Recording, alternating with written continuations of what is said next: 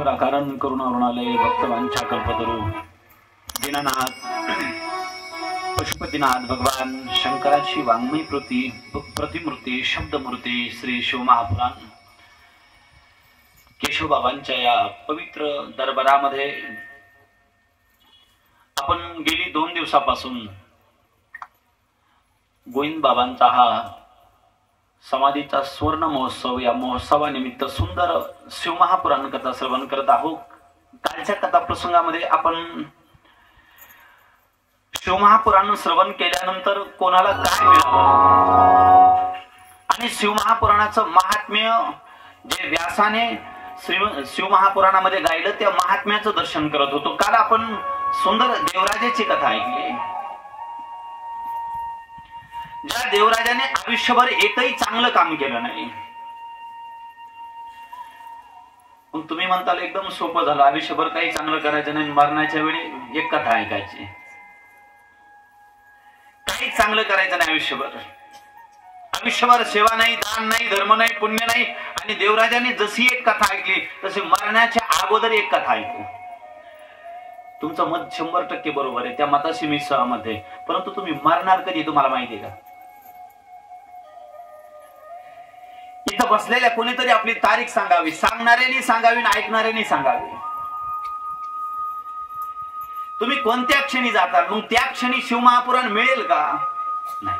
म्हणून शिवमहापुराण कथा श्रवण करताना पुराणामध्ये वर्णन आलं, आता जी मिळाली याच्यामध्ये तुम्ही संकल्प करावा। जर काही चूक घडली असेल, काही पाप घडलं असेल, काही चुकीच्या गोष्टी आपल्या जीवनात आल्या असतील तर म्हणले प्रायश्चित्त करून जर शिवमहापुराण ऐकलं तर त्या पापातून महादेव नक्की मुक्त करतात। परंतु मुक्त तेव्हाच करतात परत ते चूक करणार नाही असा संकल्प केल्यावर। नाही तर तुम्ही 7 दिवस संकल्प करायचे, कथा संपली की पुन्हा ती चूक घरी गेल्या नाही। प्रायश्चित केलं की त्यानंतर जर ती चूक झाली नाही तर शास्त्र म्हणतं त्या चुकीपासून तुम्ही मुक्त, परंतु प्रायश्चित करून ती चूक झाली तर त्याचं पाप 1000 पटीने वाढतं।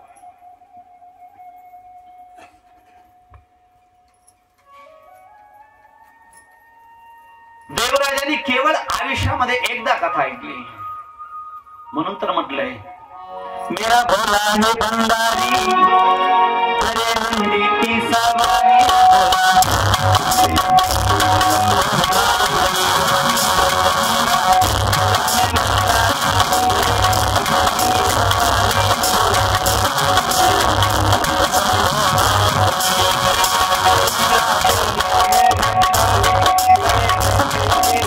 परिवार पाहिला तर भगवान शंकराचा परिवार एकदम आपल्याला वेगळा पाहायला मिळतो।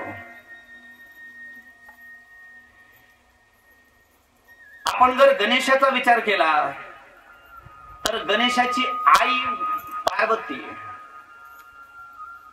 कोण आहे? पार्वती। आणि कार्तिकाचा जर विचार केला, कार्तिक भगवान एकटे महादेवाचे। पार्वतीचा आणि कार्तिकचा काही संबंध नाही, वैयक्तिक महादेवाचे कार्तिक आहेत आणि पार्वतीचे गणपती आहेत। तुम्ही जर गणेशाचा डीएनए आणि कार्तिकेचा डीएनए टेस्ट केला यामध्ये गणपतीमध्ये महादेवाचा काही संबंध नाही आणि कार्तिक मध्ये पार्वतीचा डीएनए वेगळा आहे, भिन्न आहे। माझ्या भगवान शंकराचा परिवार जर पाहिला तर परिवारामध्ये एक मुलगा एकाचा आणि एक मुलगा एकाचा, एक पार्वतीचा गणपती आणि कार्तिक महादेवाचा। म्हणले ही एक विशेषता आहे महादेवाच्या परिवारातली। महादेवाच्या परिवारातली दुसरी विशेषता आहे म्हणले महादेवाचे जर आपण वाहन पाहिले, वाहन तर महादेवाचं वाहन आहे नंदी, बायकोचं पार्वतीचं वाहन आहे बब्बर शेर, गणपतीचं वाहन आहे उंदीर आणि महादेवाच्या गळ्यामध्ये साप। आता हे सगळ्यांचं जर आपण परीक्षण निरीक्षण केलं की सगळे एकामेकाचे विरोध आहेत। सापाचं आणि उंदराचं कधी जमतंय का? तुम्ही सापाला आणि उंदराला कधी एकत्र खेळताना पाहिलं का? खेळताना नाही पाहिलं, गिळताना पाहिलं। उंदराचं आणि सापाचं बिलकुल जमत नाही, परंतु महादेवाचा परिवार समजून घ्या. महादेव जर समजून घ्यायचे असतील तर अगोदर परिवार समजून घ्या. महादेवाच्या परिवारामध्ये महाराज, महादेवाच्या गळ्यामध्ये साप आहे आणि पोराचं वाहन गणपतीचं उंदीर आहे. सापाचं आणि उंदराचं बिलकुल जमत नाही. परिवार कसा आहे पहा. साप उंदराचा विरोधी. आपण कार्तिकेचं वाहन पाहिलं तर कार्तिकेचं वाहन काय आहे? मोर. मोराचं आणि सापाचं जमतंय का? नाही. माता पार्वतीचं वाहन आहे शेर, वाघ, सिंह आणि भगवान शंकराचं वाहन आहे नंदी. नंदीचं वाघाचं सिंहाचं जमतंय का? म्हणले मोर सापाचा विरोधी, साप उंदराचा विरोधी, सिंह वाघ नंदीचा वैरी. परंतु महादेवाच्या परिवारामध्ये हे सर्वजण एका डिश मध्ये नाश्ता करतात. महादेवाच्या परिवारामध्ये हे सर्व सोबत एकत्रित राहतात. मग महादेवाचा परिवार तुम्हाला मला हे शिकवतो की जसा महादेवाचा परिवार आहे तसा जोपर्यंत तुमचा परिवार होत नाही तोपर्यंत महादेवाची कृपा तुमच्यावर होत नाही. मग तुम्ही म्हणाल काय करावं लागेल? साप आणावं लागेल का? उंदीर आणावं लागेल का? सिंह एखादा घरी पाळून ठेवावा लागेल का? शिवमहापुराण कथा सांगते तुम्ही वाघ पाळू नका, सिंह पाळू नका, उंदीर पाळू नका, साप पाळू नका. म्हणले महादेवाने विषारी साप असून त्याचा स्वीकार केला. म्हणले तुम्ही महादेवाचे भक्त आहात, कोणी तुम्हाला अति घाण शब्दामध्ये बोललं तरी तुम्ही सहन करा. हा महादेवाचा भक्त.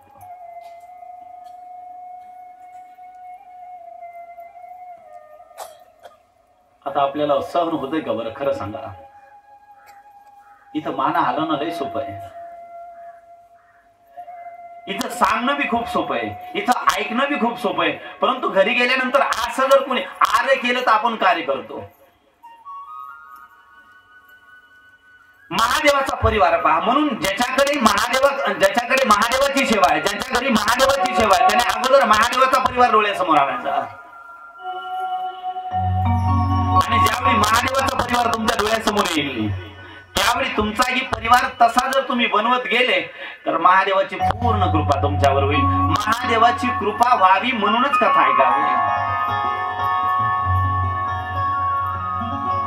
म्हणून तर गायले महाराज, तो नित्य एकांतामध्ये मशानामध्ये राहणारा परंतु नित्य देणारा देव महादेव आहे.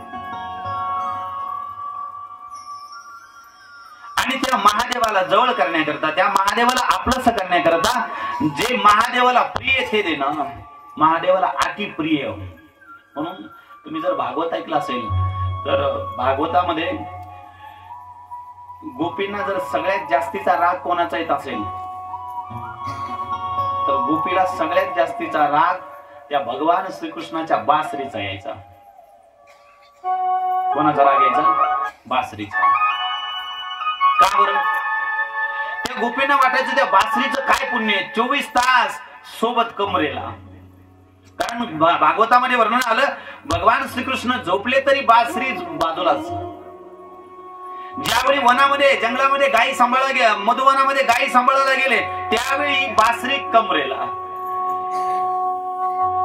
त्या गोपी म्हणायच्या आपण किती आभागी आहे, त्या बासरीचं काय पुण्य आहे, 24 तास सोबत राहते. म्हणून एक सांगू, तुमच्या देवाच्या अंगावर जे वस्त्र आहेत ते देवाचे वस्त्र सुद्धा काहीतरी पुण्यात्मा आहेत, काहीतरी महात्मा आहेत जे 24 तास भगवंताच्या अंगावर राहतात. मला वाटतं फूल सुद्धा ते फूल भाग्यवान आहे जे देवावर अर्पण केलं जातं. जे फूल भगवंतापर्यंत पोहोचतं ते फूल भाग्यवान आहे. जे वस्त्र, जे कापड भगवंताच्या अंगावर येतं, जे वस्त्र भगवंताला परिधान केलं जातं ते वस्त्र सुद्धा भाग्यवान आहे. नाहीतर वस्त्र महाराज सगळेच वस्त्र भाग्यवान नाहीये. काही वस्त्र बिचारे एवढे एवढे आभागीत गटारात लोळतात वस्त्र. किती आभागे त्या वस्त्राचं, किती पाप म्हणावं. काही वस्त्र भगवंताच्या अंगावरती त्या बासरीवरती जाण्याचं कारणच काय? म्हणजे ही बासरी किती पुण्यवान आहे, किती भाग्यवान आहे, नित्य भगवंता बरोबर राहते. आणि एक सांगू, ही बासरी जी होती ना, ही काय दुसरी तिसरी कोणी नव्हती. ही बासरी म्हणजे माझे सर्वात जवळचे भगवान श्रीकृष्णाचे कोण होते? हे भगवान शंकरच बासरी रूपामध्ये होते. भगवान श्रीकृष्णाची बासरी म्हणजे महादेव. आणि ती गोड यामुळे वाजत होती, ती मधुर यामुळे वाजत होती, कारण ती साक्षात महादेव होती. म्हणून महादेव कसा आहे? गोड देव आहे. म्हणून महादेवाचं वर्णन करत असताना कर्पूर गौरम करुणावतारम. सगळ्यांच्या डोक्यात गैरसमज महादेवाविषयी की महादेव काळा आहे. महादेव काळा नाहीये, गौरवर्ण आहे महादेवाचा. आपण पार्ट जरी बनवले ना तर महादेवाला आपण काळच बनवतो. माझ्या महादेवाचा वर्ण, माझ्या महादेवाचा कलर कापुरासारखा आहे. कापूर काळा आहे का?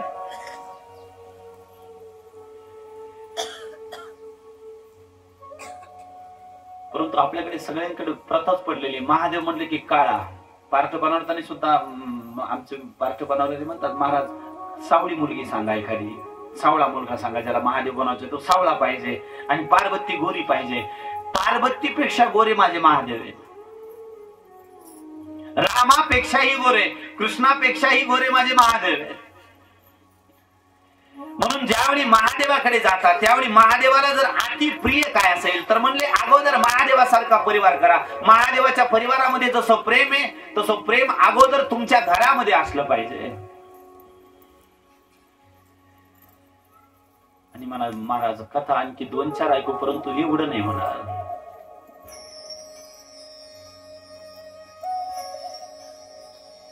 घरात प्रेम नाही होणार. आणि जोपर्यंत घरामध्ये प्रेम नाही तोपर्यंत महादेवाची पूर्ण कृपा नाहीये. महादेवाला जे अर्पण करतात त्याचं फळ महादेव नक्की देतील. महादेवाला आज प्रदोष आहे ना. आज महादेवाला ऊसाच्या रसामधल्या खिरीचं खूप मोठं महत्व आहे. तांदूळ टाकून, पूर्ण खंडित तांदूळ नाही, अखंड तांदूळ ऊसाच्या रसामध्ये अशी खीर बनावी. आणि आज प्रदोषाच्या दिवशी महादेवाला ऊसाच्या रसामध्ये बनवलेल्या खिरीचं नैवेद्य जर दिला तर पुराणामध्ये वर्णन आलं, म्हणले ज्याच्या घरी संतती नाही, संतती प्राप्त होईल, वंश वाढत जाईल. ज्याच्या घरामध्ये शांती नाही त्याला शांती. म्हणून पुराणामध्ये देवपूजेचे सुद्धा नेम सांगितले. म्हणले सकाळची पूजा केल्यानंतर काय मिळतं? म्हणले सकाळची पूजा केल्यानंतर इष्ट प्राप्ती, भगवंताची कृपा होते. ज्या देवाची आराधना करता त्याची प्राप्ती होते. सकाळची पूजा. दुपारची पूजा केल्यानंतर काय मिळतं? म्हणले दुपारी जर पूजा केली तर दुपारची पूजा तुम्हाला इच्छापूर्ती करणारी पूजा आहे. दुपारची जी इच्छा कराल ती. आणि म्हणले सायंकाळच्या वेळी सूर्य अस्त होण्याच्या वेळी जी पूजा करतात ती पूजा केल्यानंतर म्हणले शांती मिळेल. म्हणून माता माऊलींना विनंती आहे, सायंकाळचा दिवा कधीच बंद करू नका. एक वेळा स्वयंपाक नाही केला तरी चालेल. आणि विनंती, ज्याचं वय 40च्या पुढे गेलं, 40 ज्यांनी पार केली त्यांनी सूर्य अस्तानंतर जेवण करणं बंद करा. सूर्य आहे तोपर्यंत जेवा. 40 नंतर रात्रीचं जेवू नये. तुम्ही म्हणाल बापरे, जेवल्याशिवाय कसं होईल? ज्याला किडनीचा प्रॉब्लेम आहे त्यांनी तर सूर्य मावळल्यानंतर, सूर्यास्त झाल्यानंतर जेवूच नाही. ज्याला किडनीचा प्रॉब्लेम आहे त्याने सूर्यास्त होण्या अगोदरच जेवावं. किडनीचा त्रास ज्याला आहे, ज्याचं डायलिसिस झालंय, ज्याला किडनीचा प्रॉब्लेम आहे, अशा व्यक्तीने सूर्य मावळण्या अगोदरच जेवण करावं. रात्रीचं जेवण करू नये. आणि तसं 40 नंतर बऱ्याचशा गोष्टी सोडायला सांगितल्या. सुटल्या तर बरं, सांगून जातो. 40 नंतर पुराणामध्ये आयुर्वेदामध्ये वर्णन आलं, 40 नंतर म्हणले रात्रीचं भोजन सोडा. 40 नंतर शयनाचा वेळ 10च्या अगोदरच पाहिजे, 10च्या नंतर नाही. 10ला 40 पार केली की 10ला झोपलेच पाहिजे. मला मालिका कोण पाहिजे? मी पाहतो तुमच्यावरची. 40 नंतर तेल खाणं कमी करा. 40 नंतर भोजनामध्ये मीठ जेवढं कमी खाता येईल तेवढं कमी खाण्याचा प्रयत्न करा. आणि 40 नंतर म्हणले स्वर्ण पाणी पिता आलं तरी स्वर्णातल्या भांड्यातलं पाणी प्या. म्हणले स्वर्ण भांड सोनं आमच्याकडे एवढं नाही. म्हणले एक काम करा, जरी एवढं सोनं नसलं तरी आपल्या घरच्या तांब्यामध्ये सोन्याची अंगठी टाका आणि सकाळी ते पाणी प्या. इथं बसलेल्या माता माऊलीला विनंती, गळ्यात सोनं कमी घातलं तरी चालेल. घरी जर लहान बालक असेल म्हणजे 10-11 वर्षाच्या आतील, तसं तर म्हातारपणीपर्यंत सोन्याचं पाणी चालतंय, परंतु 10-11 वर्षाच्या आतील बालकाला रोज सकाळी सोन्याचं पाणी पाजावं. म्हणले काय होईल?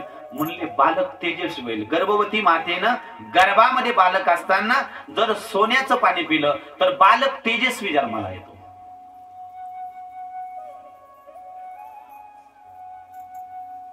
आता आपल्याकडे फक्त सोनं गळ्यातच याच्यातच बरं वाटतंय. सोन्याचा खरा उपयोग तेव नाहीये.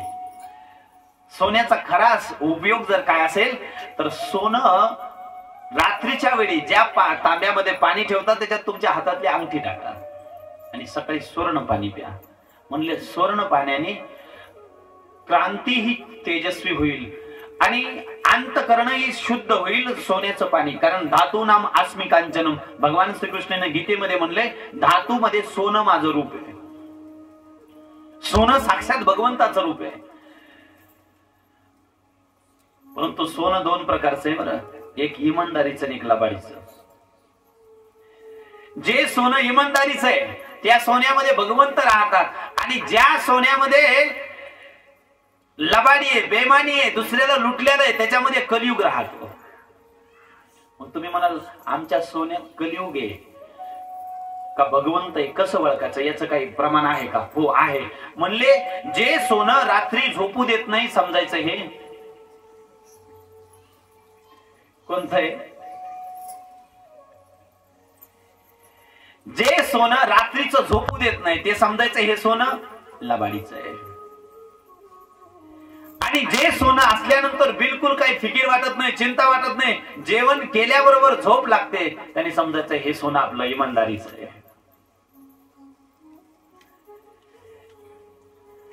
आणि खरा श्रीमंत कोण आहे सांगू? ज्याला रात्री जेवल्याबरोबर झोप लागते तो खरा श्रीमंत आहे. भले राहायला पर्णकुटीत मध्ये असेल, रोडला झोपत असेल, कुठं राहण्याची व्यवस्था नाही, बंगला नाही, ज्याला रात्रीची लवकर झोप लागते त्याने समजायचं मी श्रीमंत आहे. ज्याला भूक लागते त्याने सुद्धा समजायचं मी श्रीमंत आहे. ज्याला आणखी साखर खाता येते त्याने सुद्धा समजायचं मी आणखी श्रीमंत आहे. आणि सांगू भगवंत एवढा विचित्र आहे, मला भगवंत देताना दोन्ही सोबत देत नाही.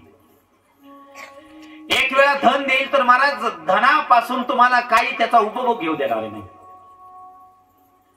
ज्यावेळी साखर खाता येत नव्हती त्यावेळी घरात साखर नव्हती, ज्यावेळी खाता येत होती त्यावेळी घरात साखर नव्हती. आता पोत्यानी पडली परंतु हिला हात लावला तरी मध्ये खाऊ नको, शुगर आहे. म्हणून ज्याला वेळेमध्ये भूक लागते त्याने समजायचं मी श्रीमंत आहे. झोपल्याबरोबर पडल्याबरोबर झोप लागते त्याने समजायचं मी श्रीमंत आहे. आणि सदा जर श्रीमंत राहायचं असेल, सदा जर प्रसन्न राहायचं असेल तर नित्य माझ्या भगवान शंकराचं भजन करा, नित्य प्रसन्न राहाल.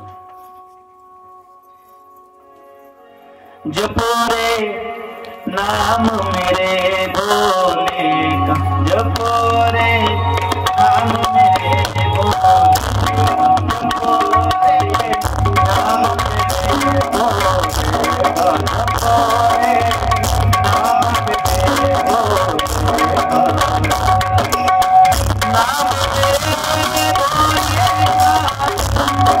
नाम मेरे भोले का, नाम मेरे भोले का, नाम मेरे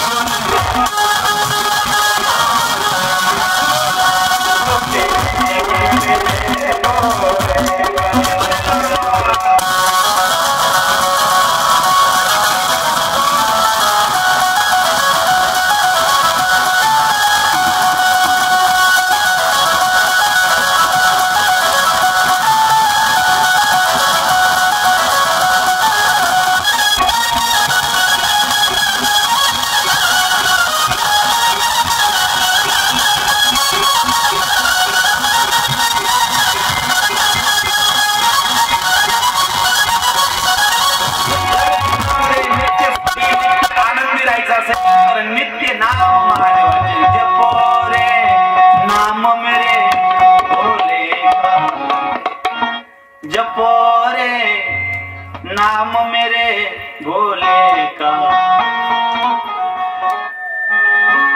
प्रपंचामध्ये नित्य सुखी नित्य आनंदी राहायचं असेल तर नित्य भगवंत स्मरण। म्हणून महादेवाचा परिवार तुम्ही पहा, नित्य सुखी परिवार आहे। महादेवाच्या परिवारामध्ये तुम्ही भांडण कधी ऐकलंय का?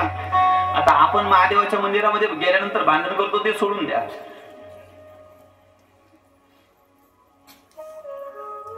एक परिवार महादेवाची पूजा करायला मंदिरात गेला, मुलगा बायको आणि बाप। ज्यावेळी तिघ गेले, पती पत्नी आणि मुलगा, तिघ मंदिरामध्ये गेले, तिघांजवळ तांब्या एक होता। मंदिरामध्ये गेल्याबरोबर यांचं भांडण सुरू झालं। मुलगा म्हणायचा मी अगोदर पाणी घालणार, बायको म्हणले मी घरून आणला, मी अगोदर, मुलाची आई म्हणू लागली, तो नवरा म्हणू लागला मी अगोदर। पाणी महादेवाला कोणी अगोदर घालायचं याच्यावरून भांडण सुरू झालं। भांडण एवढं विकोपाला गेलं, महाराज तिघा जण तांब्या ओढू लागले, तांब्या तिघाच्या हातातून सुटला आणि महादेवाच्या पिंडीवर पडला। बघता काय महादेवाला टेंगुळ आला।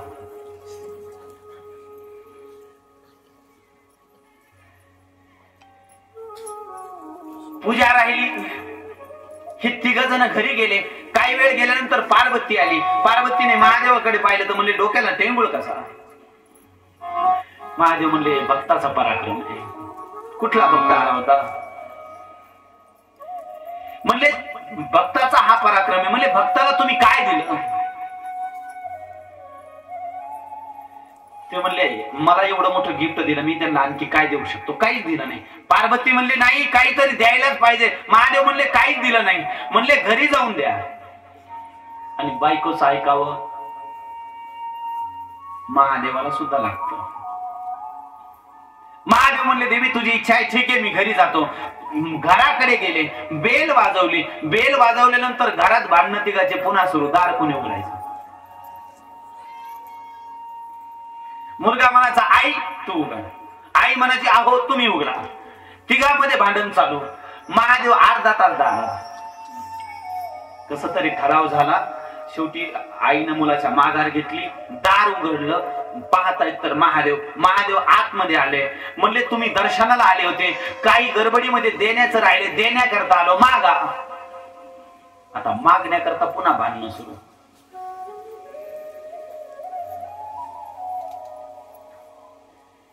नवरा म्हणायचा मी अगोदर मागेल, बायको म्हणायची मी अगोदर मागेल, मुलगा म्हणायचा नाही मी अगोदर. तिघांमध्ये पुन्हा भांडणं सुरू झाले. शेवटी ठराव झाला. नवरा म्हणले तुम्ही अगोदर मागून घ्या, तुम्ही मागून घ्या म्हणल्यानंतर याने महादेवाला हात जोडले आणि हात जोडल्यानंतर हा म्हणू लागला ही लई वेणी घेऊन फिरते म्हणे, तिला पुत्री बनवा.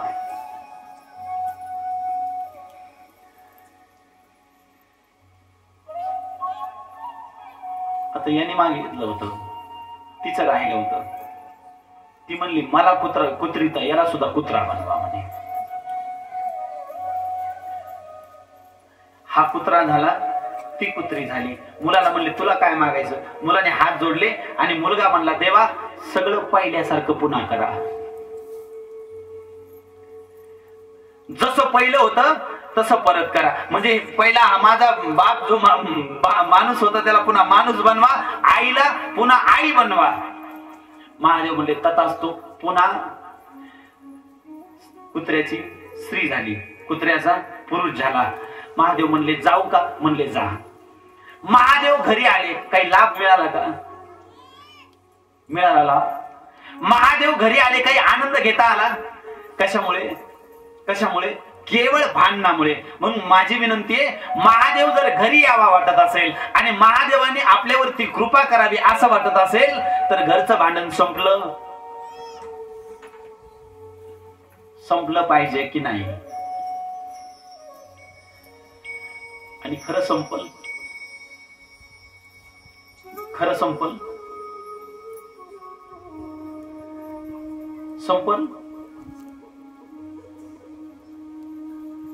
काय समस्या झाली म्हणा. बाबाला दुसरा महाराज सापडला नाही का यावर्षी?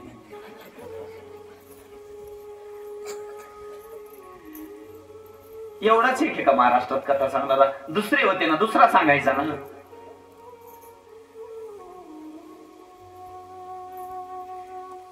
जोपर्यंत तुमच्या परिवारामध्ये प्रेम निर्माण होत नाही तोपर्यंत भगवंत तुमच्या परिवारामध्ये सुख समाधान घेऊन येत नाही. म्हणून इथं बसलेल्या प्रत्येकाला विनंती आहे, अगोदर घरावरती महादेवाच्या परिवारासारखं प्रेम. साप सुद्धा महादेवाकडेच आहे, नंदी सुद्धा महादेवाकडेच आहे, महाराज मोर सुद्धा महादेवाकडेच आहे आणि सिंह वाघ सुद्धा महादेवाकडे. आणि ही करुणा, हे प्रेम निर्माण होण्याकरता नित्य महादेवाची आराधना करावी लागेल. पूजेची फलश्रुती असे, हळूहळू पूजा केल्यानंतर वृत्ती बदलते.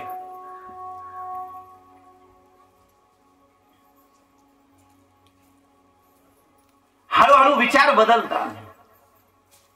हळूहळू महादेवाची कथा श्रवण केल्यानंतर चिंता दूर होती, दुःख दूर होत आहे.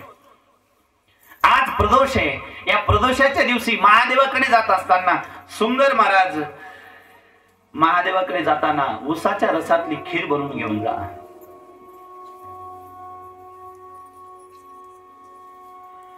आणि माझी दुसरी एक विनंती आहे, घरात जर कोणी म्हातारं माणूस असेल, वयोवृद्ध जर माणूस असेल तर पूजेला जाण्या अगोदर त्याला जेवण देऊन जा.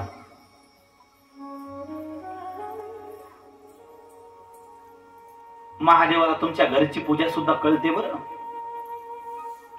जर प्रदोष करून जी इच्छा होती ती मिळालं नाही, जर शिवरात्री करून जी इच्छा होती ती मिळालं नाही, जर बाबाचा प्रसाद घेऊन जी इच्छा होती ती मिळाली नाही तर समजायचं आपल्यामध्ये काहीतरी खोट आहे. प्रसाद हा प्रसादच आहे. या प्रसादाची अनुभूती सर्वांना आहे. परंतु प्रसाद घेऊन जर तुम्हाला कधी जर गुण नाही आला की समजायचं काहीतरी आपल्यामध्ये खोट आहे. शिवरात्री करून जर मिळालं नाही काही, प्रदोष करून जर काही मिळालं नाही तर समजायचं गडबड आपल्यात आहे. बदल करा, चेंज करा. काहीतरी स्वतःला सुधरवा, काहीतरी आपल्यामध्ये बदल करून घ्या. महाराज व्रताचं महात्म्य ते देणार म्हणजे देणार. लाईटचं काम काय, हात लावला ती करंट मारणार म्हणजे मारणार. लाईटचं काम तुम्ही तिला आई म्हणून हात लावा, ती म्हणाल का मला आई म्हणली आता मी मिठीत घेत नाही. लाईटचं काम काय, काही झालं तरी शॉक देणं. तसं साधूच्या प्रसादाचं काम आहे की तुमचं कल्याण, तुमची मनोकामना, महादेवाच्या उपवासाचं महादेवाची शिवरात्री केली, प्रदोष केला, तर या उपवासाचं फळ हे की तुम्ही जे कामना कराल ती पूर्ण होण्याची सामर्थ्य या उपवासामध्ये. परंतु जर इच्छा पूर्ण नाही झाली, जर कामना पूर्ती नाही झाली, तर समजायचं उपवास खोटा नाही, मी खोटे.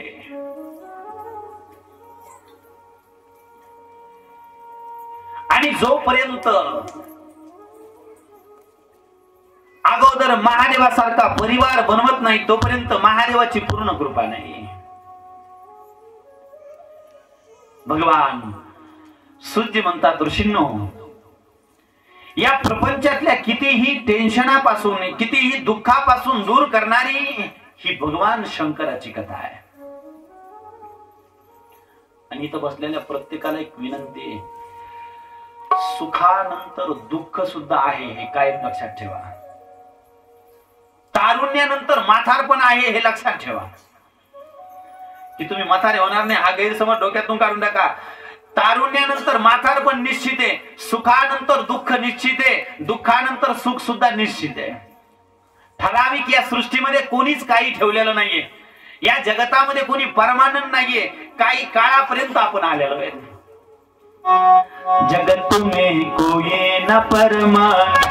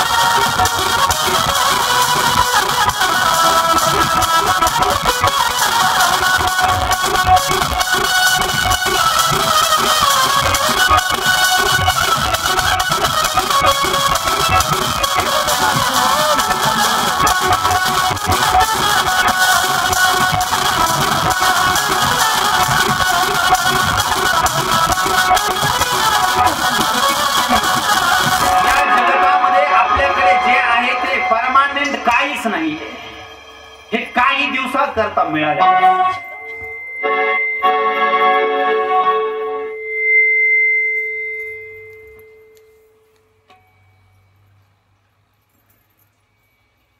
डबल ड्युटी काय ना, एकच ड्युटी करा ना म्हणा, ते उठवली होती.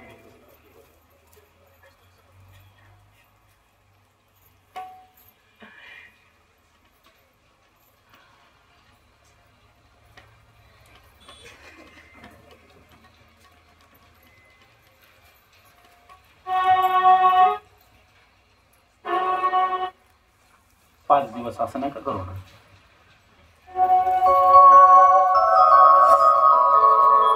5 दिवसानंतर माझं काळं तोंड तुम्हाला दाखवणार नाही मी. प्रेम द्या 5 दिवस. आणि तुमच्यावर डिपेंड आहे बरं. तुम्हाला बरेचसे मॉनिटर वगैरे चेंज करा म्हणलं होतं, पण तुम्ही काय साथ देणार. मला तुमच्यावर सगळं डिपेंड आहे माझं. म्हणून आणखी काही बदल करता आला तर विनंती करा, नक्की करा. कारण कथेचा प्राण तुम्ही सिस्टम वाले, आणि तुम्ही जर नसेल तर माझं हे रोजचं काम आहे. ही झाल्यानंतर मला लगेच मी वर्षाच्या 32 कथा करतो. कथा सोडून दुसरं काहीच करत नाही. हे जर खराब झालं तर हे गाव नाराज होईल. म्हणून विनंती, जेवढं चांगलं देता येईल तेवढं चांगलं देण्याचा प्रयत्न करा. माझं कोणाचं मंद कोणाला स्वभाव नाही. माझ्या जागी जर दुसरा असतं तर पहिले कथामध्ये जे काही मिळालंय हे काही दिवसापर्यंत मिळालं. जिंदगी एक किराए का घर है, जिंदगी एक किराए का घर है, एक न एक दिन बदलना पड़ेगा. जिंदगी एक किराए का घर है, एक न एक दिन बदलना पड़ेगा. जिंदगी एक किराए का घर है, एक न एक दिन बदलना पड़ेगा.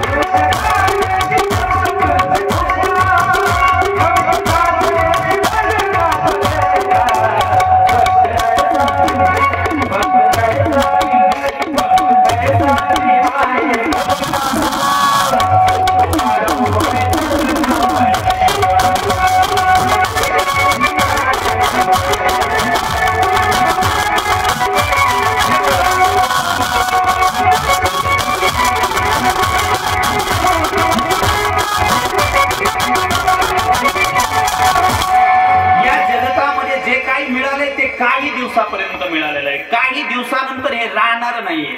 आज तारुण्य, उद्या म्हातारपण येणार आहे. सावधान. आणि एक सांगू, कधी कधी सुख पचवणं सुद्धा अवघड होतं. सुख सर्वांनाच पचवता येत नाही. आणखी जवळ येऊन बोलू, श्रीमंती सर्वांनाच पचवता येत नाही. म्हणले मग श्रीमंती पचवतात त्यालाच आली ज्याला श्रीमंती आल्यानंतर घमंड आलं नाही. श्रीमंती काय सर्वांना पचवता येते काय? श्रीमंती पचवणारे क्वचित माणसं आहेत.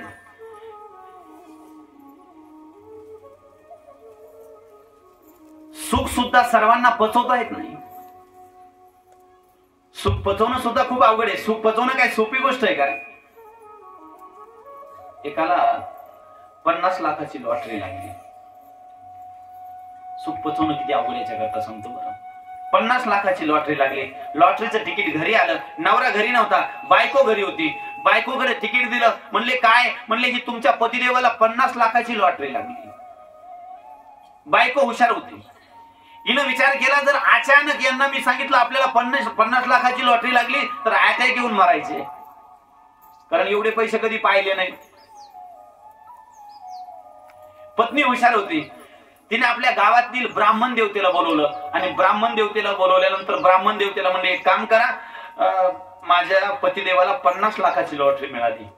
परंतु त्यांना जर डायरेक्ट सांगितलं तर अटॅक येण्याची भीती वाटते, मला त्यांना आनंद पचवता येणार नाही. म्हणले मग तुम्ही एक काम करा, म्हणे माझे पती येतील आणि पती आल्यानंतर जसं प्रवचन सांगतात तसं तुम्ही बोलायचं की समजा तुम्हाला जर दैवयोगाने काही तुमच्या पुण्याईने जर 50 लाखाची लॉटरी लागली तर तुम्ही काय करताल, असं थोडंसं प्रवचन केल्यासारखं बोला म्हणले. ब्राह्मण म्हणला ठीक आहे, काही अडचण नाही. तुम्ही म्हणताल तसं, परंतु हे बोलल्यानंतर मला काय मिळालं? मी हे प्रवचन सांगत म्हणले, परंतु प्रवचन सांगितल्यानंतर मला काय मिळेल? पत्नी म्हणले या 50 लाखातले 25 तुमचे. महाराज 25 आकडा ऐकल्याबरोबर ब्राह्मण अटॅक येऊन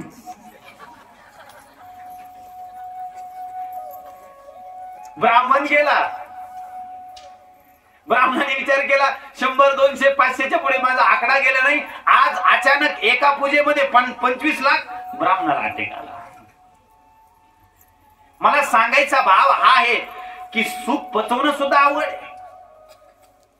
म्हणून प्रत्येकाला सुखही पचवता येत नाही आणि दुःख पचवणं सुद्धा अवघड आहे. म्हणून सुख दुःख पचवण्याकरता जी शिकवते ती भगवंताची कथा आहे. कथा ऐकल्यानंतर तुम्हाला सुखही पचवता येतं आणि दुःखही पचवता येतं. ही कथा करते आणि ही कथा ऐकल्यानंतर जीवनातल्या व्यथाही संपवते. जय जय शिव कथा, जय जय शिव कथा, जय जय श्री शिव कथा,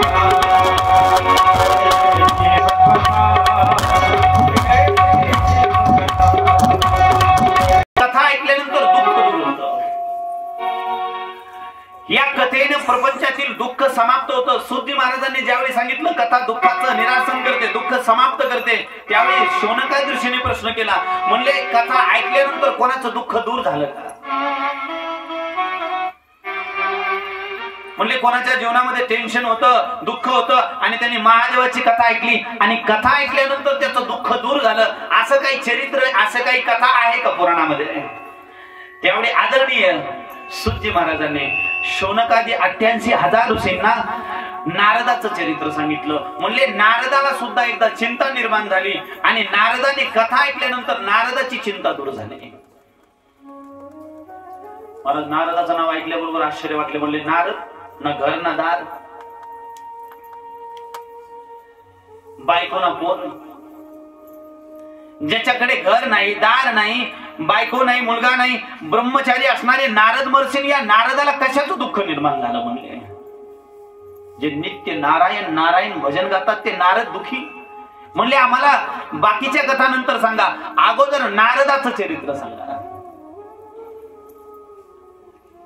आणि एक सांगू, असं कुठलंच पुराण नाही त्या पुराणामध्ये नारद नाही. असं कुठलंच गाव नाही त्या गावात नारद नाही. एक सुद्धा गाव असं नाही की त्या गावात नारद नाही. फक्त त्या नारदात आणि ह्या नारदात फरक आहे. तो नारद भक्तीचा प्रसार करत होता, हा नारद कळीचा नारद आहे. म्हणून पूर्वी लोक म्हणायचे मांजर आडवी गेल्यानंतर काम होत नाही. मी म्हणतो 10 मांजरी आडव्या गेल्या तरी काम होईल, परंतु एखादा गावातला कळीचा नारद आडवा जाऊ नये.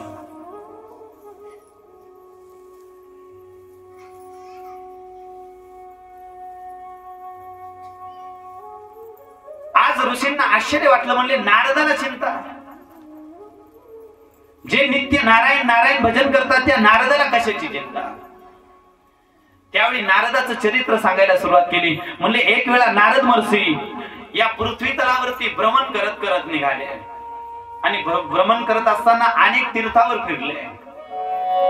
हरिक्षेत्रम कुरुक्षेत्रम श्रीरंगम सेतुवंदनम एवं आदि तीर्थेषु ब्रह्ममान इतस्ततः. नारद महर्षी पृथ्वी तलावरती आल्यानंतर अनेक तीर्थावरती फिरले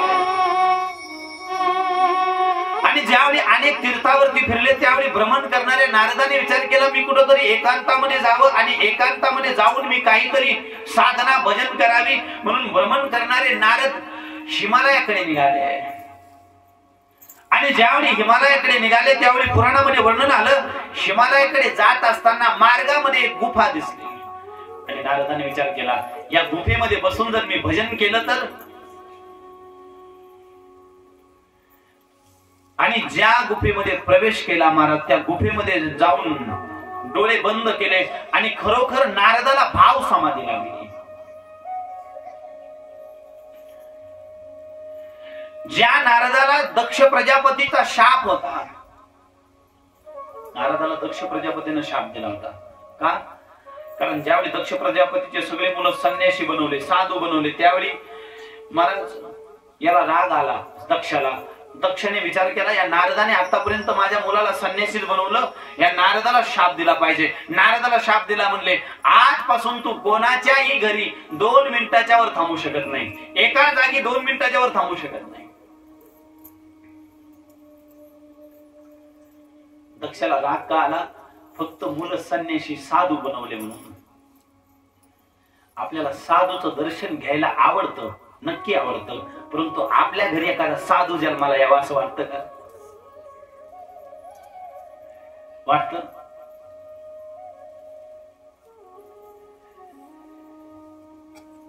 महाराज शांती ब्रह्म एकनाथ महाराज तर आम्ही तुम्ही काही पाहिले नाही.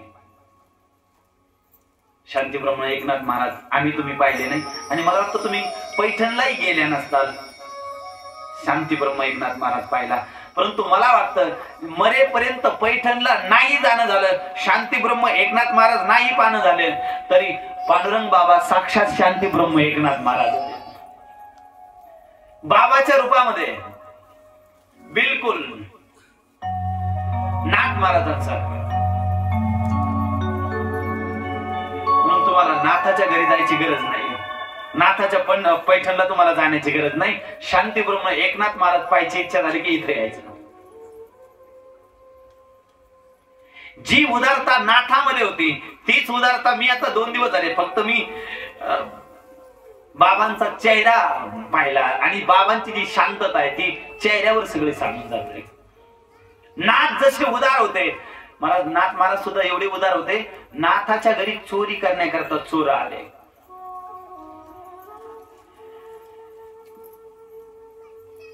आणि सोनं नाथाच्या घरचं चोरलं. म्हणले किती सोनं चोरलं?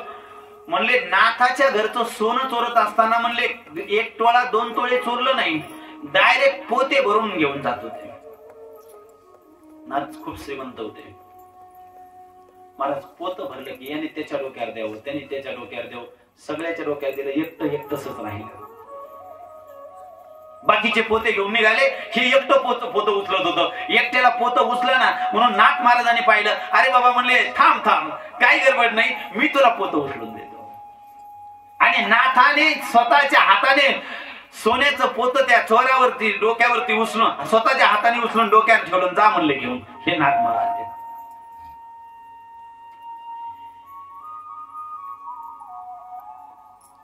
आपल्याला 1-2 मनी झोपू देणार, थोडा जरी दरवाजा वाजला की हिला बाकी काहीच आठवत नाही, सोनं. आणि जी उदारता नाथांच्या चरित्रात ऐकायला मिळते तीच उदारता बाबांकडे.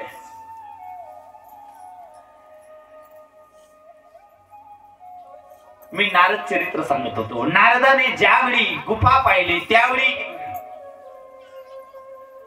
नारदाला भाव समाधी लागली, आणि नारदाला समाधी लागल्यानंतर वरतून इंद्राने पाहिलं. इंद्राला वाटलं माझं इंद्रासन प्राप्त करण्याकरताच हा तपश्चर्या करतो. एक सांगू, पुण्य कधी स्वतःजवळ ठेवू नका. पूजा केली की ब्रह्मार्पणम, पूजा केली की शिवार्पणम, पूजा केली दत्तार्पणम. पुण्य जर साचून ठेवलं ना तर पुण्य लई परेशान करतं बरं. आपल्या बँकेत पुण्य राहणं खूप अवघड आहे. पुण्य जर जमा होऊ लागलं की परीक्षा होते बरं. तुम्ही जेवढं पुण्य जमा कराल देवता लोक तेवढी तुमची परीक्षा घेणार म्हणजे घेणार. म्हणून पुण्य ज्यावेळी जमा करताना त्यावेळी स्वतःच्या खात्यामध्ये जमा करायचं नाही. तुम्ही जर महादेवाचे भक्त आहे तर शिव अर्पणम, भगवान शंकराला अर्पण करायचं पुण्य. जर कृष्ण भक्त असाल तर कृष्ण अर्पणम, जर दत्त भक्त असाल तर दत्त अर्पणम. तुमच्या बँकेमध्ये ठेवू नका, पुण्य तुमच्याकडे नको. जर पुण्य तुमच्याकडे राहिलं की ते काही ना काही अडचण आणून देत. एक सांगू, पुण्य सांभाळणं खूप अवघड आहे. किती अवघड आहे. एखाद्या दिवशी जर देवपूजा केली आणि जर सुनानी केली नाही तर सासू म्हणते तुला काही अक्कल आहे का? मी पहा ना किती पूजा करते, माझी आता जाण्याची वेळ आली, तू कधी पूजा शिकशील? समजायचं पुण्य संपू लागलं. पुण्य टिकवणं अवघड आहे. पुण्य अहंकार निर्माण करून देतं. काय माझी शेजारीने कधी देवपूजा नाही, कधी कथेला नाही, कीर्तनाला नाही, कधी तुळशीला पाणी नाही, कधी बेलाला पाणी नाही, समजायचं पुण्य त्रास देऊ लागलं. म्हणून पुण्य सांभाळणं खूप अवघड आहे. म्हणून ज्यावेळी पुण्य कराल, ज्यावेळी चांगलं काम हातामधून होईल, म्हणून पूर्वीचे माणसं म्हणायचे उजव्या हाताने दान करावं तर डाव्या हाताला कळू देऊ नये. पूर्वीची म्हणे. आता देतात 100 रुपये, माईक मध्ये जर नाव आलं नाही तर मी तो पहिल्याच दिवशी दिले, नाव आलं नाही.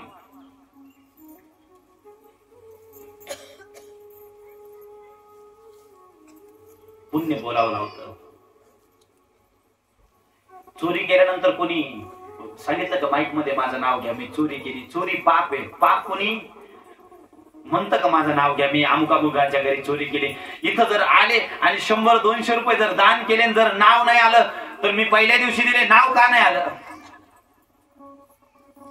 पुण्य बोलावं लावतं. म्हणून जेव्हा जेव्हा पुण्य कराल तेव्हा तेव्हा भगवंताच्या बँकेमध्ये ठेवा, म्हणले कायमस्वरूपी फिक्स मध्ये राहील. नारद ज्यावेळी साधना करण्याकरता, तपश्चर्या करण्याकरता बसले, इंद्राला वाटलं माझं इंद्रासन जाईल, याला चिंता निर्माण झाली. आणि इथं बसलेल्या प्रत्येक माणसाला वाटतं माझं पद कायम स्वरूपी राहावं. पद सोडा वाटतं का?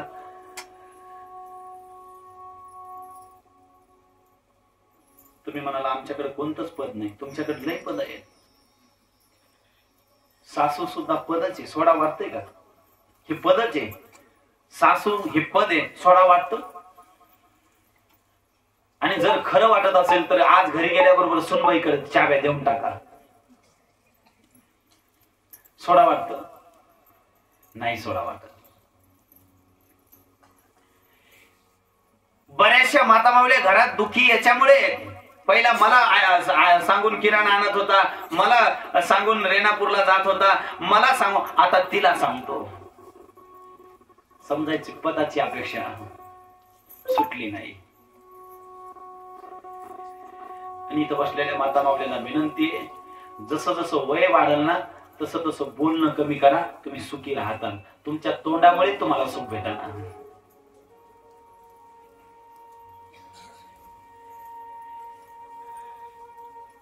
तुमच्या मुलाने पाळलेलं कुत्र सुखी तुमच्यापेक्षा का? ते बोलत नाही. तुम्हाला दुःख काय, तुम्हाला त्रास काय? दोघं नवरा बायको बोलू लागले की ना घातलंच मध्ये तू. काही गरज आहे का?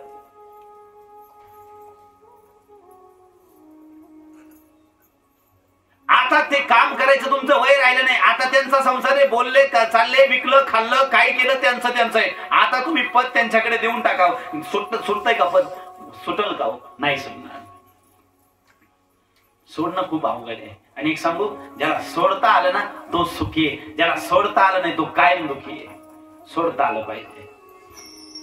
कोणी अपमान केला तरी सोडता आला पाहिजे, कोणी मान दिला तरी सोडता आला पाहिजे. मान पकडणं बी त्रासदायी आहे, अपमान पकडणं बी त्रासदायी आहे. सोडता आलं पाहिजे. आणि हळूहळू सोडायची सवय लावा. का? कारण एक दिवस हे सगळं सोडून जायचंय. म्हणून साधू संतांनी ही जी तीर्थयात्रा सुरू केली, म्हणले 7 दिवस बाहेर पडेल, 15 दिवस बाहेर पडेल, महिनाभर बाहेर पडेल, आणि हळूहळू हिला बाहेर पडायची सवय लागेल आणि हिचे संसारातला जीव गुंतलेला निघून जाईल. म्हणून बाहेर पडायची सवय लावा. पद सुटणं अवघड आहे.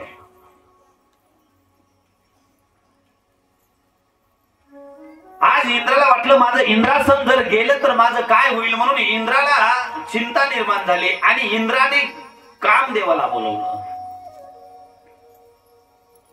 आणि कामदेवाला सांगितलं त्या ठिकाणी नारद हिमालयाच्या गुहेवरती तपश्चर्या करतात. म्हणले काही झालं तरी नारदाची तपश्चर्या भंग झाली पाहिजे. कामदेव म्हणू लागला तुम्ही चिंता करू नका, नारदाची तपश्चर्या मी भंग करतो. आणि कामदेव अति वेगाने हिमालयाच्या गुफेमध्ये बसलेले त्या नारदाकडे आले आणि नारदाकडे आल्यानंतर कामदेवाने आपले 5 बाण सोडले. पुराणामध्ये वर्णन आलं, नारदावरती कामदेवाचा किंचित परिणाम झाला नाही, कामाचा बिलकुल परिणाम झाला नाही. मला नारदाने कामाला जिंकवलं, परंतु त्या नारदाची त्या कामदेवाने स्तुती केली, स्तुती. आणि स्तुती केल्यानंतर नारदाला वाटलं मी महादेवापेक्षा मोठा झालो, मी महादेवापेक्षा श्रेष्ठ झालो. म्हणून सारखी स्तुती ऐकायची सुद्धा सवय लावू नका. स्तुती ऐकणं सुद्धा चांगली नाही बरं. सारखे गळ्यात हार घालून घेण्याची बी सवय लावू नका. तुम्ही लग्नात एकच घातलाय, तुमची किती परेशानी आहे. आम्ही रोज 2-3 घालतो, आमची किती परेशानी असेल. हा हार काही चांगला नाहीये. हार जर एखाद्या दिवशी नाही आला तर हारल्यासारखं वाटतं. म्हणून हाराची सुद्धा सवय लावू नये. जास्त कानाने स्तुती ऐकायची सुद्धा सवय लावू नये. स्तुती सुद्धा चांगली नाहीये. आणि आपल्याला स्तुती केली, महाराज कशी भाजी करा, हिला म्हणलं वा वा काय भाजी, मग खुश. कानाला स्तुतीची सवय, स्तुतीची सवय लावू नका.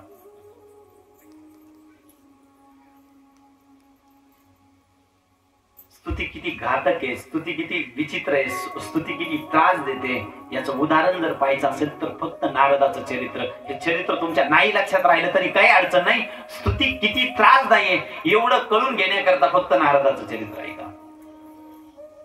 स्तुती चांगली नाहीये. एक मच्छर आपल्या आईला म्हणू लागलं, आई मी थोडस गावामध्ये फिरून येतो.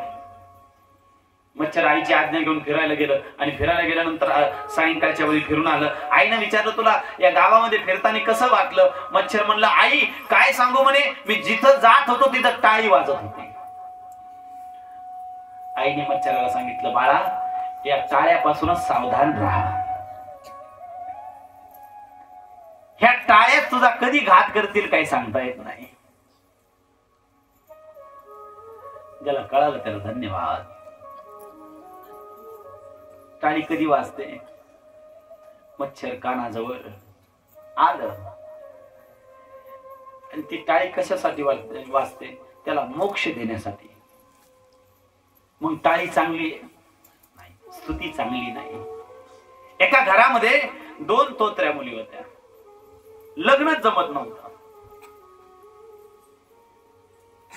एका घरामध्ये कशाला, आपल्याच गावात म्हणून, दुसरीकडे कशाला, आपल्याच गावामध्ये. मुली 2 तोत्र्या होत्या, लग्न जमत नव्हतं. वडील परेशान झाले, काय करावं, मुलीचं जमतच नाही, जमतच नाही. हा दृष्टांत 2010च्या अगोदरचा आहे बरं. आता कोणाचंही जमतंय, आताच नाही हा दृष्टांत, हा 2010च्या अगोदरचा आहे. वडील परेशान झाले, म्हणजे मुलीचं लग्न जमा. गावातला एक जण मला तुम्ही चिंता करू नका, मी मुलीचं लग्न जमवून देतो. म्हणजे दोन्ही मुली तोत्रे आहेत, कोणीच मुलगा पसंत करत नाही. तो म्हणला आजपासून मुलीचा मामा मी आहे, तुम्हाला काही चिंता आहे का म्हणे. लग्न या उन्हाळ्याच्या मे पर्यंत झालंच पाहिजे. वडील म्हणले बरं होईल झालं तर. मला दुसऱ्या दिवशी तो उठला आणि उठल्याबरोबर रेणापूरला गेला. बरे ना रेणापूर, चांगलंय ना का बदलायचं. बरे रेणापूर चांगलंय, सदन भाग आहे, पाऊस पाणी चांगला आहे, ऊस चांगले आहेत. का लातूरकडे जायचं नको, तिकडं बरं जवळच रेणापूर, जायला यायला बरं पडत. रेणापूरला गेला आणि रेणापूरला गेल्यानंतर त्याने एका घरामध्ये 2 मुलं बिगर लग्नाचे होते. त्या वडिलांना गाठवलं, त्याला म्हणले हे पहा आमच्या गावामध्ये 2 मुली आहेत आणि तुमच्याकडे सुद्धा 2 मुलं आहेत. म्हणले उद्या आपण, मुली सुंदर आहेत, रंगाने सुंदर आहेत, हाईटने सुंदर आहेत, चालणं बोलणं राहणं शिक्षण सगळं चांगलं आहे, परंतु मुलीची एक आठ आहे म्हणे. काय म्हणले, मुली लग्न होऊन जायती येती होईत नाही तोपर्यंत बोलणार नाही.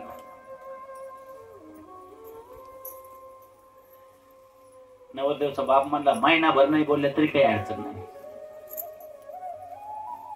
मला काही अडचण नाही म्हणे, महिनाभर नाही बोलले तरी काही अडचण नाही. म्हणले तुम्हाला 8 मान्य ना? म्हणले हो 8 मान्य. म्हणले उद्याच येता का मुली पाहायला? म्हणले उद्याच. दुसऱ्या दिवशी मुलाबरोबर त्यांचे आजोबा काही मंडळी मुलगी पाहण्याकरता आले. महाराज मुली पाहण्याचा कार्यक्रम झाला. मुली रंगाने सुंदर, रूपाने सुंदर, नागडोळे सुंदर, हाईट सुंदर, शिक्षण चांगलं. महाराज सर्वजण जेवायला बसले आणि जेवायला बसल्यानंतर एका म्हाताऱ्याच्या डोक्यात क्लिक झालं, अरे मुली बोलत का नाही?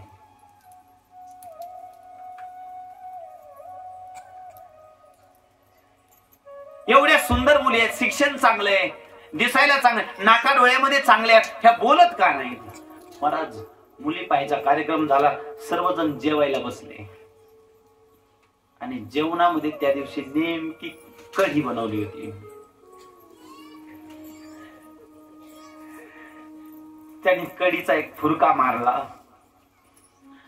आणि कढी खाल्ल्याबरोबर त्यांनी एवढी सुंदर स्तुती केली. म्हणले आतापर्यंत मी हजारो लग्न जमवले, रेणापूर तालुक्यामध्ये, लातूर जिल्ह्यामध्ये मी हजारो जणांचं लग्न जमवलं, अनेक जणांच्या घरी जेवलो, परंतु एवढी सुंदर कढी आतापर्यंत कुठंच खाल्ली नाही. मला एवढी सुंदर कढी कुठंच मिळाली नाही. कोणी बनवली कढी? कोणी बनवली कढी? कोणी बनवली कढी? मला त्या तोत्र्या पुरीला रावलं नाही. ती म्हणली तावणे तडी तीच तनवली. हसता काय जमलेलं मोडलं. कशाने? स्तुतीने.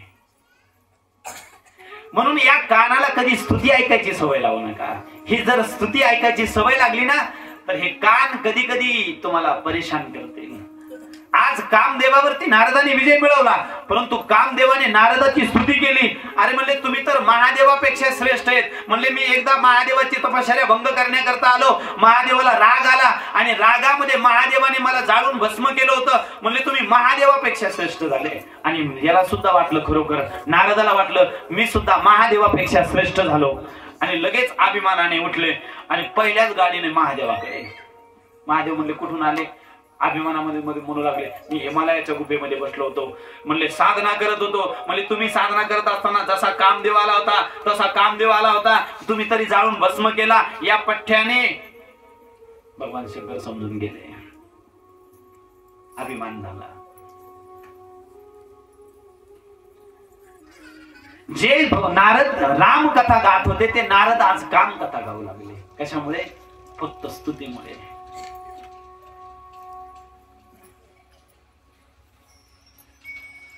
केवळ स्तुतीमुळे.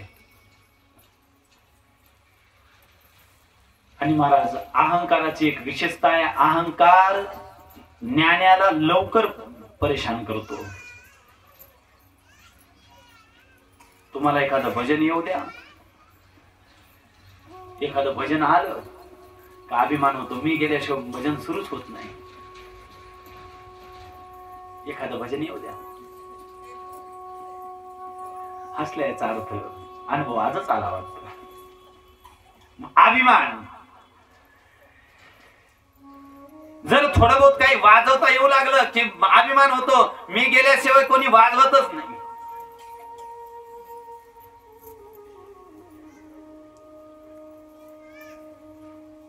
जगद्गुरु तुकोबराने 4000 अभंग लिहून ठेवले. आपला एकच पाठ झाला त्याचा अभिमान. ती चाल, तोच अभंग म्हातारपणीपर्यंत.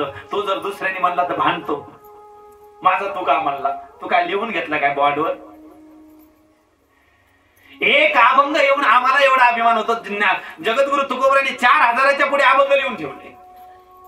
आम्ही त्यांचे अभंग गातो, आम्ही त्यांचे अभंग गाताने आम्हाला अभिमान होतो. किती विचित्र काम आहे.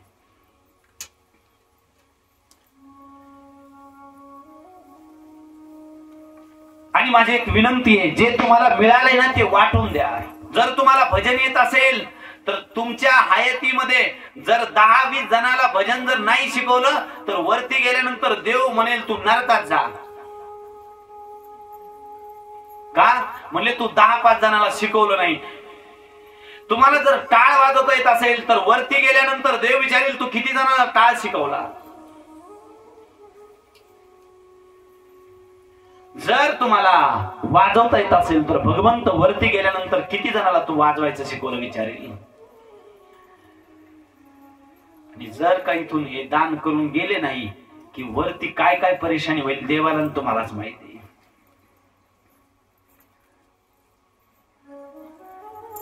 ज्याला टाळ वाजवता येतो त्याने 10 जणांना तरी कमीत कमी टाळ वाजवायला शिकवावा, त्याचं तेच दान आहे. ज्याला भजन गाता येतं त्याने 10-20 जणांना तरी भजन गायला शिकावं, त्याचं ते दान आहे. आपण उलटे, आपण दुसऱ्याच्या हातातला टाळ हिसकून घेतो,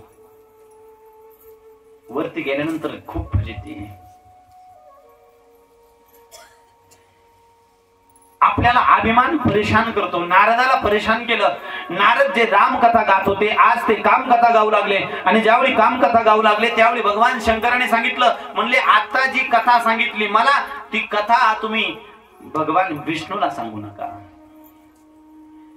नारदाला वाटलं माझं खूप नाव झालं, मी कामावर विजय प्राप्त केला, माझी भगवान विष्णू स्तुती करतील, महादेवापेक्षा श्रेष्ठ झाला असं म्हणतील, माझं मोठेपण यांना सहन होईना म्हणून विष्णूकडे जाऊ देत नाही. आणि मी काल बोलून गेलो, नको म्हणलं की जेव्हा ते करावं वाटतं. तुम्ही घरून निघताना फक्त सुनबाईला म्हणा, हे पहा मी चालले कथेला, मी जोपर्यंत येत नाही तोपर्यंत कपाट उघडू नको.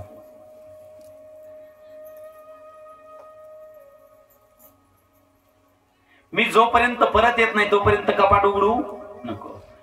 नको म्हणलं तुम्ही दाराच्या बाहेर जात नाही तर सुनबाईने दार लावून घेतलं, कपाट सगळं उघडून पाहिलं. नको म्हणलं तुम्ही घरामध्ये मुलाबरोबर राहता, मुलाला म्हणले टीव्ही पाहू नको, तुम्ही बाहेर गेले की पाहिलेच पाहिजे. जीवाला नको म्हणलं की त्याची गोडी अधिक निर्माण होते. आज नारदाला सांगितलं, म्हणले जी कामकथा मला सांगितली ती कामकथा भगवान विष्णूला सांगू नका. आणि त्याच वेळी महाराज नारदाने विचार केला की आता मी भगवान विष्णूकडे जाणार म्हणजे जाणार. आणि नारद महर्षी भजन करत करत भगवान विष्णूकडे निघाले. नारायण नारायण नारायण नमो नारायण. सर्वांनी सर्वांनी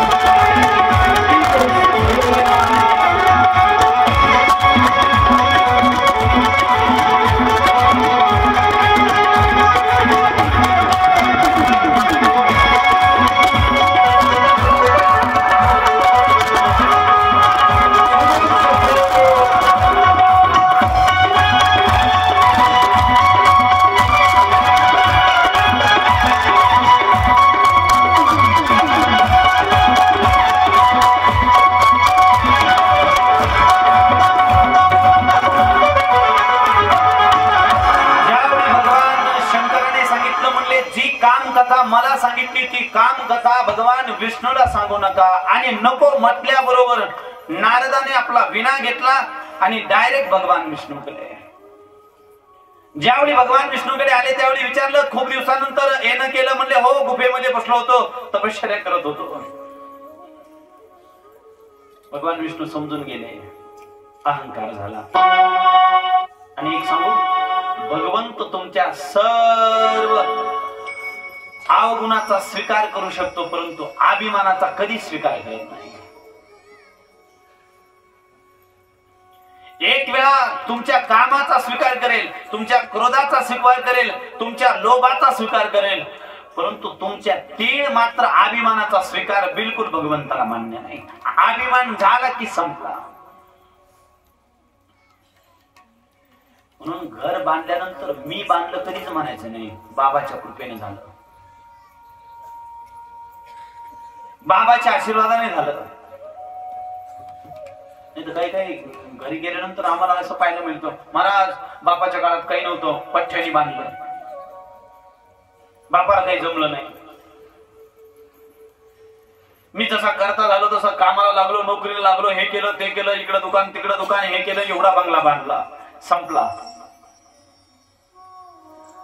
ज्यावेळी अभिमान होईल त्या दिवशी समजायचे तुमचे उलटे दिवस सुरू झाले. आज नारदाला अभिमान झाला. भगवान विष्णूला म्हणू लागले, गुफेमध्ये बसलो होतो. भगवान विष्णू म्हणले, भगवान विष्णूला म्हणू लागले कामदेवाला. भगवान विष्णू म्हणले, मग अहो म्हणे कामदेवाला मी हरवलं. अहो भगवान शंकर विष्णूला म्हणू लागले, त्या भगवान शंकराने तरी कामदेवाला जाळून भस्म केलं. म्हणले मी तर हरवलं म्हणले. आणि महाराज ज्यावेळी भगवान शंकरापेक्षा श्रेष्ठ झालो हे वाक्य भगवंताच्या कानावर पडले. म्हणले हा अपमान माझा असता तर मी सहन केला असता, माझ्या आराध्याचा अपमान मी सहन करू शकत नाही.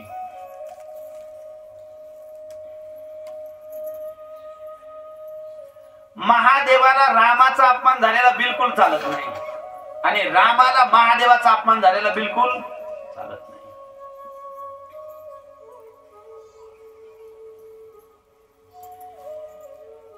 महादेवाचं भजन करणाऱ्याने रामाचं कधी निंदा करायची नाही, रामाचं भजन करणाऱ्याने कधी महादेवाची निंदा करायची नाही.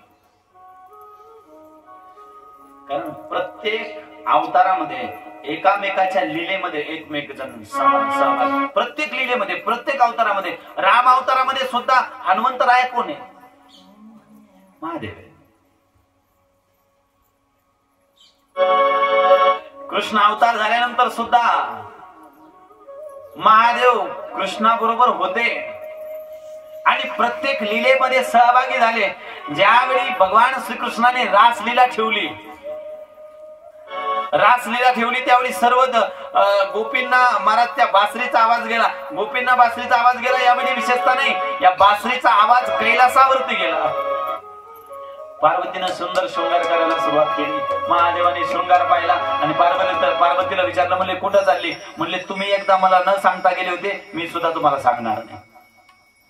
आणि माता मावल्या बदला घ्यायला लय पक्क्या.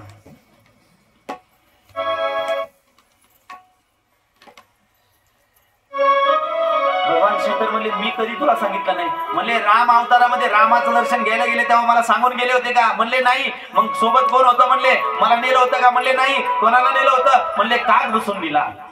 म्हणले त्यावेळी मला न सांगता गेले, यावेळी मी तुम्हाला न सांगता जाणार आहे. भगवान शंकर म्हणले अगं चालली कुठं तेवढं तरी सांग. जायचं तर जा म्हणले, पण कुठं चालली ते तरी सांग. महादेवाला म्हणले बिलकुल सांगणार नाही. शेवटी महादेवाने हट्ट धरला आणि महादेवाने हट्ट धरल्यानंतर पार्वती म्हणली मी चालले कुठं? वृंदावनाला. म्हणले कशाला? म्हणले भगवान श्रीकृष्णाने रासलीला ठेवली, त्या रासलीलेमध्ये मी निघाले. भगवान शंकर म्हणले मला बी येऊ दे ना. पार्वती म्हणली तिथं पुरुषाला प्रवेश नाही, केवळ स्त्रियांना प्रवेश आहे. महादेव म्हणले मग काय झालं स्त्रियांना प्रवेश असला म्हणून? मला सुद्धा साडी घाल ना. पार्वती म्हणली देवा साडीचं कसं बी ऍडजस्ट होईल, परंतु दाढीचं कसं?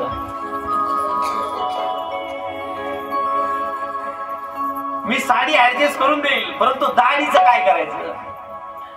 भगवान शंकर म्हणले तू दाढीचं टेन्शन घेऊ नको, फक्त साडी चांगली घाल. पुराणामध्ये महाराज काही ठिकाणी असं वर्णन आलं, पार्वतीने महादेवाला सुंदर साडी घातली. एक बार शिव बोले भंडारी, एक बार शिव बोले भंडारी, बन गए ब्रज के नारी, गोकुल में आ गए हो, गोकुल में आ गए। पार्वती ने मना दिया पर, पार्वती ने मना दिया पर, मन का टुकड़ा गोकुल में आ गए हो।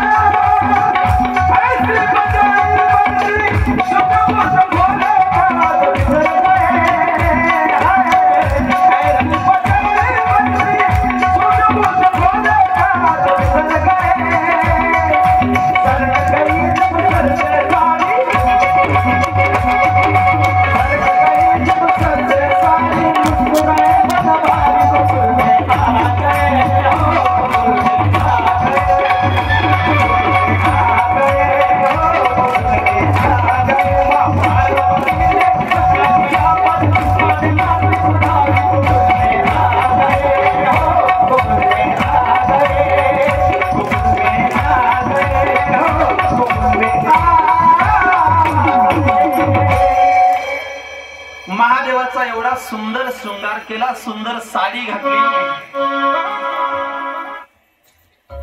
पार्वती म्हणली देवा साडीची व्यवस्था झाली, आता दाढीचं काय करता? महादेव म्हणले तू चिंता करू नको. आणि जशी साडी घातली ना तसा महादेवाने पदर इथपर्यंत घेतला.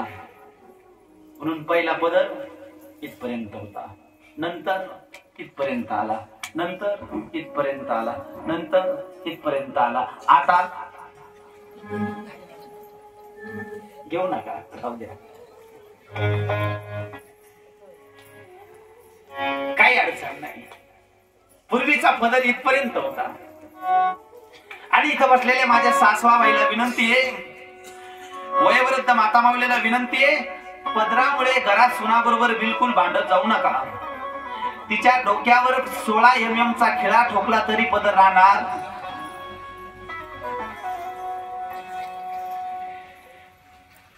बिलकुल टेन्शन घेऊ नका, बिलकुल भांडू नका.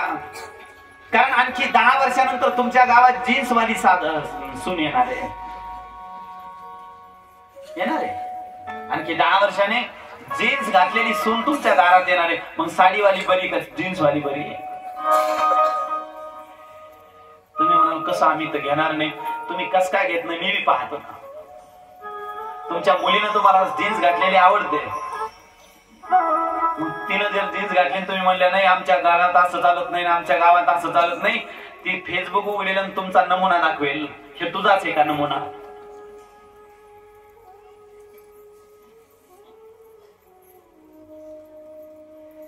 इथं बसलेल्या माता माऊलीला विनंती, लेकीनं जर जीन्स घातलेली आवडत असेल तर उद्या सून आल्यानंतर तिनं सुद्धा घातलेली आवडलीच पाहिजे.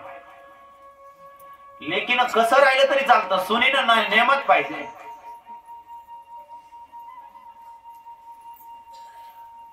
आपल्याला दुसऱ्याकडून चांगल्या अपेक्षा आहेत, दुसऱ्याला कसं द्यायचं, कसं शक्य आहे? जी गोष्ट तुमच्या लेकीमध्ये तुम्हाला पाहता आली ती जर सुनामध्ये पाहता आली तर तुम्हाला सासू होता आला, नाही तर तुमचा जगून उपयोग नाही. नदी जवळ आहे.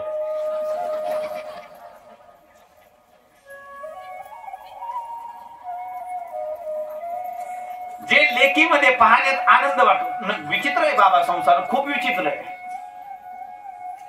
जर लेकन जावाई जर गाडीवर आले तर म्हणते वा वा काय लक्ष्मी नारायणाची जोडी. शेजारणीकडे पळत पळत जाते, पहा कशी लक्ष्मी नारायणाची जोडी. आणि सून जर लेकाला घेऊन रेणापूरला गेली तर गेली भावानी नवऱ्याला घेऊन. सून भावानी आणि लेक लक्ष्मी. आणि इथं बसलेल्या सासवाला विनंती आहे, एकदा सून आली की बोलायला कमी करा. तुम्ही जास्त दुखी. तारुण्यात शरीर सांभाळणं अवघड आहे आणि म्हातारपणी तोंड सांभाळणं अवघड आहे. वाक्य परत आहे का? तारुण्यात शरीर सांभाळणं अवघड आहे.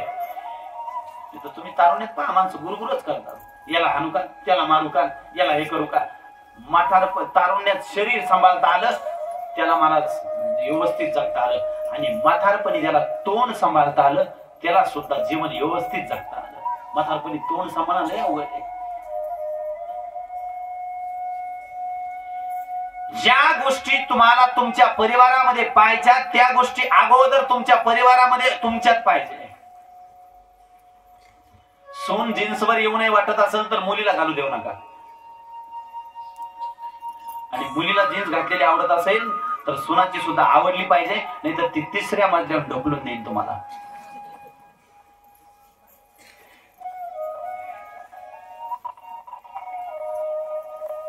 आपला नियमच उलटा आहे. चांगलं दुसऱ्याकडून वाईट. आपल्याकडे दूध आलं की पाणी टाकू टाकू विकते आणि स्वतःची गाय आटली म्हैस आटली दुसऱ्याकडून आणून लागली का मग म्हणते काय वाय दूध आहे नुसतं पाण्याचं. तुझं होतं तेव्हा स्वतःच्या घरी होतं तेव्हा 2 लिटर मध्ये 3 लिटर पाणी टाकून विकलं आणि दुसऱ्याकडून आणलं काय बाय आमच्याकडे होतं तेव्हा. आणि आता हे काय पाणी दूध आहे का? तिथं पाणीचे तिचं तरी पाणी आहे, तुझे ते गंगाच होती.